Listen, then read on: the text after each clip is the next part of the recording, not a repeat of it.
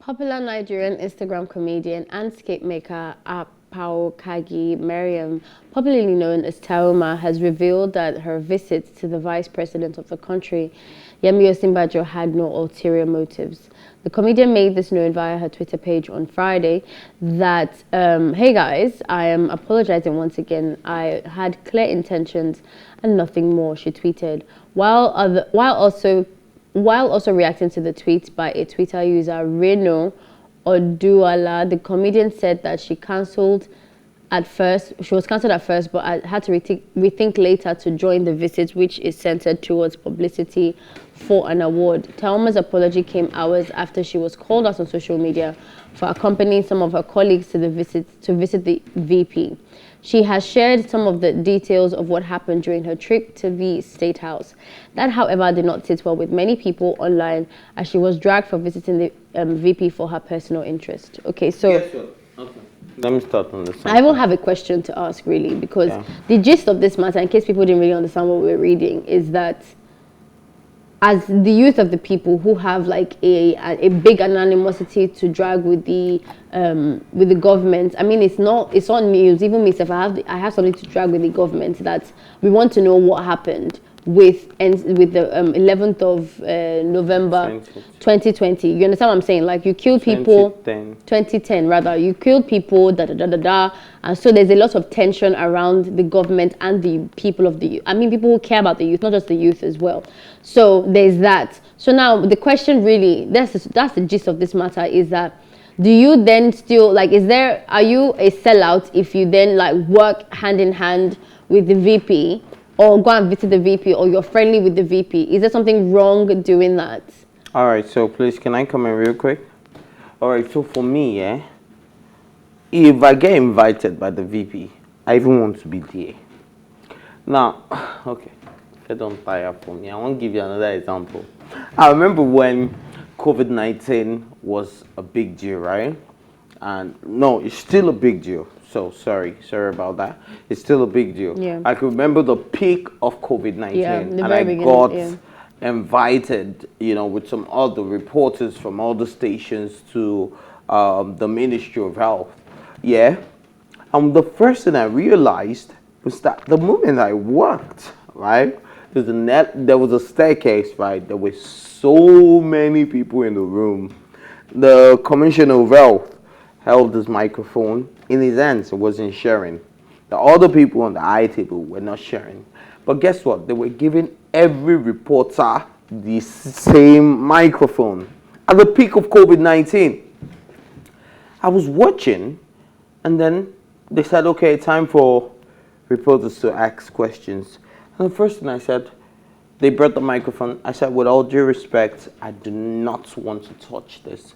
I want to understand why I am walking into the Ministry of Health without being sanitized, without my temperature being checked. And then you're not even following the safety measures by passing around the same microphone. The Commissioner of Health got really upset, and he said, do you expect the government to do everything for you? And in my head, I'm like, those are the kind of places I need to be. Do you understand? If I get invited by the VP, right, I'm going to be asking relevant, you think I'm here to wine and dine? I'm not here to wine and dine. I'm going to be telling you, sir, please, who gave the order? 2010, 2020. Sir, why are prices inflated on a daily? Sir, what the necessary question? But if you can ask those questions, and after he gives you some funny surface answer, he says, oh yeah, see, bring your hand now. Well, we'll do something about it, and you pocket something in your hand and keep going. God forbid. Because exactly my point. Not me. But so you see, the thing is, how do you defend that character? How do you defend sin? Because that's how Nigeria works, and we know this. we know this because not me. You have to have no, I'm not standards. saying you now. As I'm even saying as the government herself. But then how do you know that that's not what took place there? How do you know that they're not just whiling away and securing their own bag while they're at it? Well, I mean, this is a governor that is currently in the social media news for vice president rather for what's it called? No, it's not. Okay, sorry. That's Osinbajo. Osinbajo. Sorry, I wanted to say it was what's it called? Sanwo-Olu. Because it was even in the news for doing something with Ebony Life Madam, and so everybody's securing their own bags. What I'm trying to say, you know, the closer you are, if you have a relationship with these people, then you can secure your own bag and do. I mean, if I get invited by Buhari right now, President Buhari, if I get invited by him right now, I'm gonna be there and I probably will be thrown out because I have so many things to ask him. I actually want to be in the same room with the president.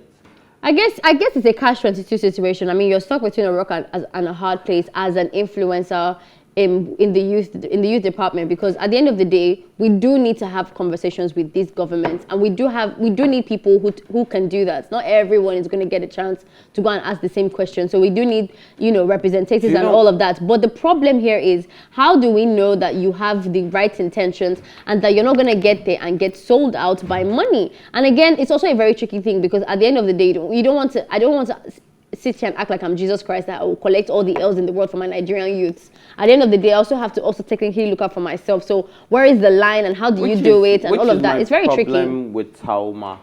Do you know, after she apologized, she said, I had good intentions, you know, I was open that we could have a conversation about, do you know, I expected it to be more detailed.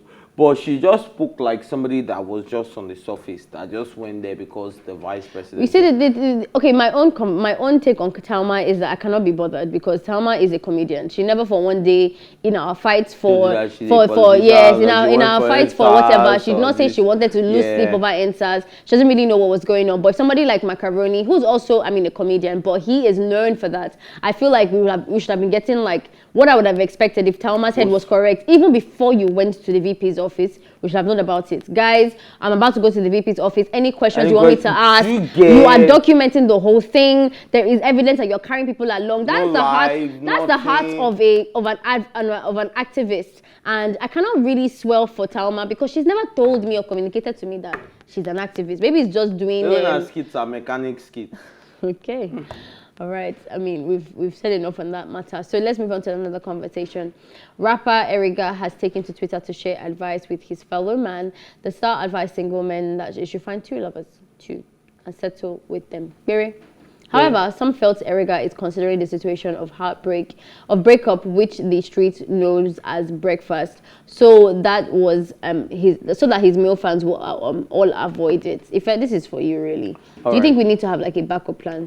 No, not a backup plan, but I want to categorically and factually tell you that every woman in a relationship is speaking to somebody else. This on no cap. Wait, speaking to somebody else, how? They're just friends, and they are their plan B. They know that the day you decide to, this is potential something. The problem of having two phones. I apologize, people. Yeah. So there's always somebody speaking to somebody else.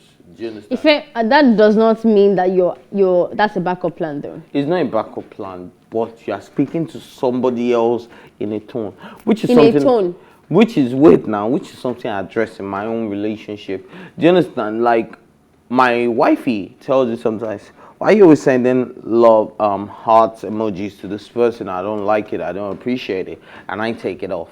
Do you understand? And I stopped doing it. But the truth is, we all have a source. We're human. Do you understand? We're human. Emotions can be shared. Love can be shared. But how far are you willing to take it? Okay. That's the big question right there. Now, there are a lot of men that would have, other women they are speaking to, and their intention is to sleep with them. Me, I speak to a lot of women. My wife knows that. Yeah, I speak to a load of women, and all I just think about is having and cordial relationship in case something comes up. Because most of the women I know are very talented, they're very hardworking, and I always look at that side because me, I'm a growing magnet. I'm trying to make money 24/7. Do you understand? And if I see a potential in you, and then you are beginning to send me out emojis, I will give you the vibe you are giving me. Do you understand? Yes. Even when you have a boyfriend, you didn't have a girlfriend. You have a boyfriend? No, I don't understand. Stop it, though. Don't even play that type of play. So even when you have a girlfriend? Even when I have a girlfriend, yeah, I'll give you the same energy you're giving me, but will I act on it? No. I'm out to date. Hey. I mean, you said something very powerful when you said emotions are shared. That's very true. We are an interconnected social ball of life. And so you will interact with people and feel things that sometimes you cannot control. Like, I don't think I can control when I'm like attracted to someone. I don't think I can control when I am intellectually attracted to someone, or when we have a very good conversation that makes me feel alive and stuff like that. There's things that I cannot control in terms of how I feel. And so there will be special people. Like, I know that, okay, even though this person and I did not date, when we're interacting with each other, it's not like a regular like friendship. Do you get what I'm trying to say? But when I'm in a relationship, I find that I just like to respect myself and respect others. I think the best thing to do is make those kinds of relationships that you have with all those special people a bit more civil and distant. Do you get what I mean? So I cannot say that I will not stop liking this person or have a soft spot for this person. Maybe because we've once dated before, maybe because we've once been intimate before. But if I have somebody else that I'm dating, then I have to create a distance between those people. Also, another thing about this is that human beings are replaceable. Like, there's no one you want to love or be with or date that you cannot replace. So there will always be options in that kind of sense. But I feel like if you have communicated that you're in an exclusive monogamous relationship, you have to act like that, which is put all those eggs in that basket and face your relationship in one piece, and not to disrespect it. Except the two of you have communicated that you want to be polyamorous, or you want to be monogam. What the other polys. So there was this weekend. Okay. I don't think that it's true that women have a active backup plan. The only time I feel like me, or personally, the only time I start getting active backup plan, which is what I used to say it's time for you to leave the relationship, is when I'm really not getting satisfied in my relationship anymore, and then before you know it, I'm now talking to somebody else when I have issues, or I'm now going to somebody else when I want to share my news or something like that. But if I'm like actively, like if I'm happy in a relationship, I don't think I need a backup plan. I don't need a backup plan. Nobody ever needs a backup plan.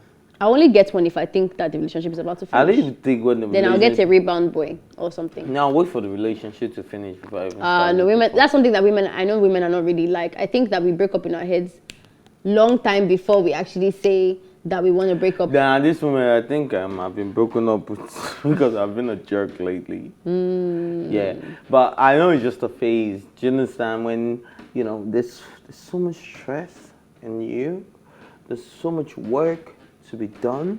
I just feel like I only sleep. How can I be sleeping when it's not all good? Do you ever feel like that? That why can't you be sleeping when it's not all good? Like in my love life? No, love life, but like in life, like you're working on a project. Can you sleep when you know that project is not going smoothly? Why not? You sleep. Yeah, I can't too. I really can. And so you're getting cranky to your babe because of that? No, not to my babe. I'm just saying that right now I think I spend a lot of time by myself, with myself, than with her. Why? Because can you not? I'm in my head. And then, do you know how girls are? You know how you ladies are now. That's when you want to talk about, hey, come and see. Is this load fine? Is it? See, all those things, they vex me at that moment, but I'm not going to shout. So I'd rather just go do it. I think you should communicate to her that, like, see, babe, it's not like as if, I don't want to hang out with you. Just right now, you see, I remember I already told you I'm a follow-up babe. I need that kind of stuff. Like, if you start changing your behavior all of a sudden, I'll feel some type of way. But if you told me that, okay, like right now, I have to make things on my... I said things will get better when this is done. Let's just finish this. Something like that. Like, I know. Yeah. See, just for now, just leave me and all my BS. I'll be back. Okay, and on that note... We'll be back tomorrow, 10:30 a.m. Thank you so much for joining and sticking through the conversations. Please feel free to join the conversation on social media with the hashtag TEATIME. Remember, you can also catch up on all of our previous episodes, including this one, and all our exclusive content by subscribing to our YouTube channel at PlusTvAfrica Lifestyle. Our station is actually back on start times at 3:08, and feel free to catch us there too. We're also steady on DSTV 408, but on RTTV and in London on Ben Television. Thank you to my co-anchor fellow Shike. Yes, sir. And of course the entire production team. My name is Taaooma. Thank you for watching your absolute favorite.